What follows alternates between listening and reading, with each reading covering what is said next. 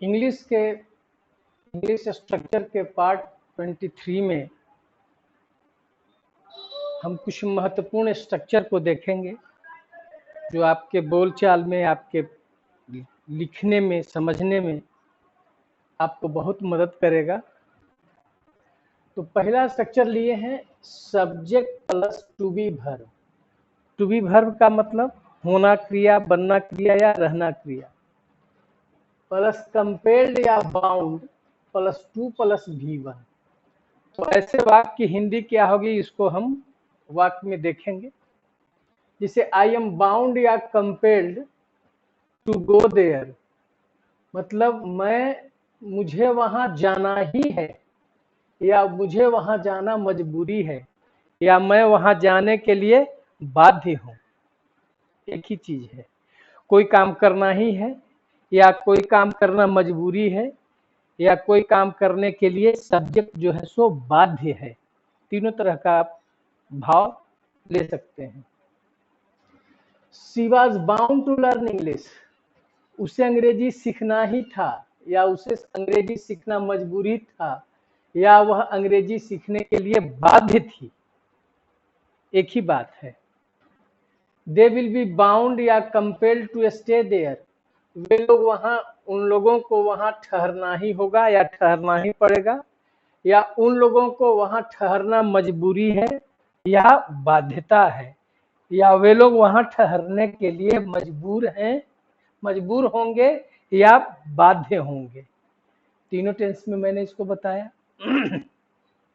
You are bound to learn English, तुम्हें अंग्रेजी सीखना ही है, या तुम अंग्रेजी सीखने के लिए मजबूर हो या बाध्य हो, मतलब बिना सीखे हुए तुम्हारा काम नहीं चलेगा।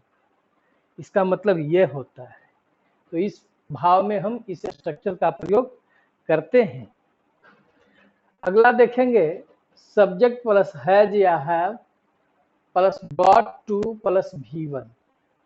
इसका भी मतलब आपका जो पहला प्रेजेंट में दिए थे, कोई काम करना ही है या कोई काम करना मजबूरी है, तो इस वाक्य को हम इस स्ट्रक्चर पर ही बना सकते हैं, प्रेजेंट में ही सिर्फ। He has got to go there, उसे वहां जाना ही है, मतलब उससे वहां जाना मजबूरी है या बाध्यता है, उसको जाना ही है। I have got to help them, मुझे उन लोगों को मदद करना ही है, या मुझे उन लोगों की मदद करना मजबूरी है या बाध्यता है। तो कोई काम करना ही है, या कोई काम करना मजबूरी है, या कोई काम करना बाध्यता है प्रेजेंट में, तो subject plus is are am plus bound या कंपेल्ड टू प्लस V1, या उसी बात को subject plus has have plus got to plus V1 दोनों से बना सकते हैं, पास्ट और फ्यूचर में नहीं। इसका यही एक स्ट्रक्चर है, हैज हैव गॉट टू, मतलब कोई काम करना ही है। अब देखिए कुछ शब्द का प्रयोग लाए हैं। पहले इसमें आप देख लें कि a piece of work, work, many pieces of work, इसका मतलब वर्क कैसा नाउन है, अनकाउंटेबल नाउन है, जिसका सिंगुलर से प्लूरल नहीं होता है। वैसे ही नाउन है work, information, paper, bread, rubbish, grass, dust. लेकिन इसको काउंटेबल बनाने में सिंगुलर और प्लूरल किस तरह से बना सकते हैं, पीस ऑफ या आइटम ऑफ, या आपका piece of, heap of, blade of, particle of, item of, इस सब का प्रयोग उसके आगे कर करके काउंटेबल में सिंगुलर भी और प्लूरल भी बना सकते हैं। तो इस प्रयोग को आप ध्यान रखेंगे। जैसे ए पीस ऑफ वर्क मतलब एक काम बताना है तो लिखेंगे a piece of work is still to be done, एक काम किया जाना अभी भी बाकी है, स्टिल मतलब अभी भी। अब मेनी कर करके many pieces of work, many pieces of work बहुत से काम, हैव टू बी डन किया जाना है, टू बी डन मतलब पैसिव में है, किया जाना है। ए यूजफुल आइटम ऑफ इंफॉर्मेशन, एक जरूरी सूचना हैज कम, एक जरूरी सूचना आया है।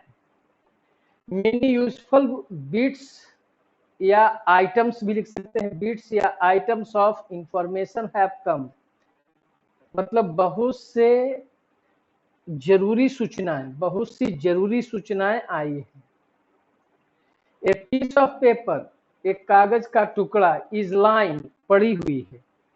तो मेनी शीट्स या many pieces of paper are lying, मतलब कागज की बहुत सी चादरें या टुकड़े जो है पड़ी हुई है। ए पीस ऑफ ब्रेड, अगर एक रोटी बताना है तो a piece of, a bread नहीं होता है।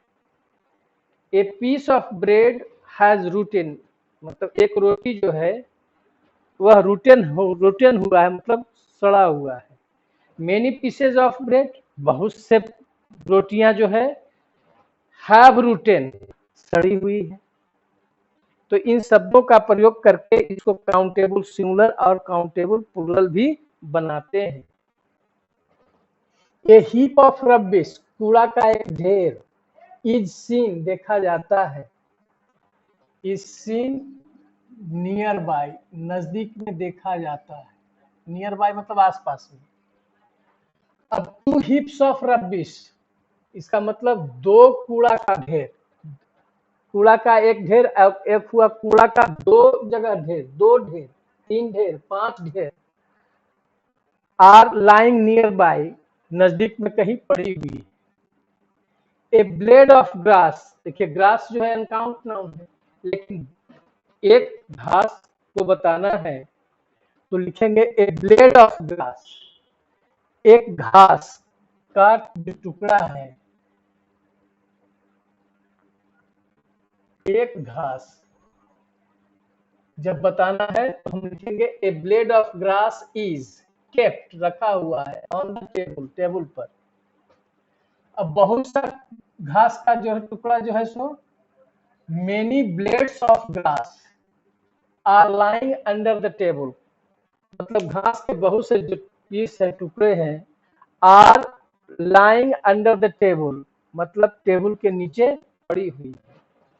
तो घास को काउंटेबल सिंगुलर में ए ब्लेड ऑफ, और बहुत सा है तो मेनी ब्लेड्स ऑफ, 10 है तो 10 ब्लेड्स ऑफ, इस तरह से हम काउंटेबल सिंगुलर और प्लूरल बनाते हैं। डस्ट का, धूल कण का एक बताना है तो क्या लिखेंगे, ए पार्टिकल ऑफ डस्ट, धूल का एक कण, धूल कण,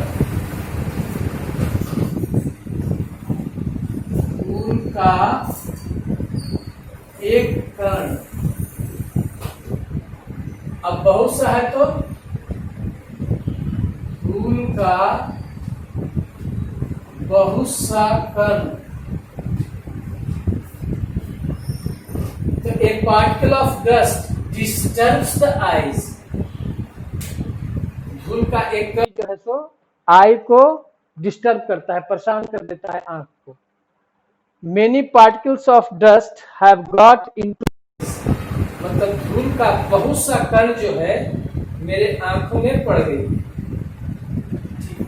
ये बहुत इंपॉर्टेंट है, आप इसको याद रखेंगे कि अनकाउंट नाउन को कैसे हम काउंटेबल बना सकते हैं, सिंगुलर और प्लूरल।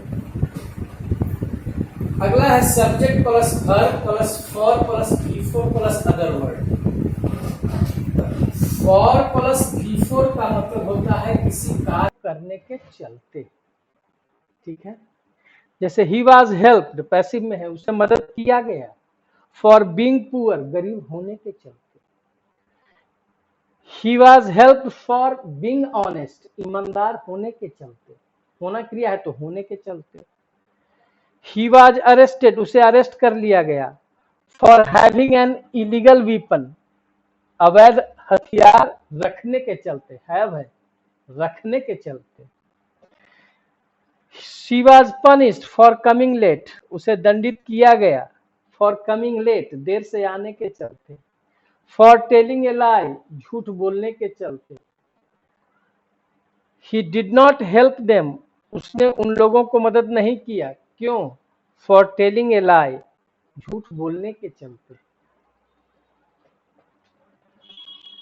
अगला है subject plus verb plus other word plus by plus V4।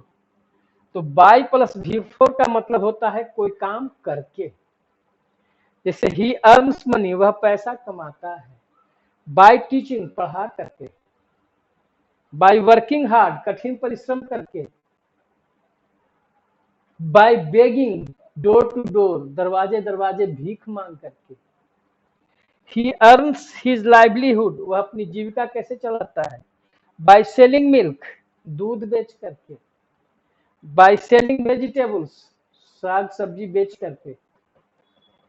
I invited them by sending message, मैंने उन लोगों को इनवाइट किया, आमंत्रित किया। कैसे?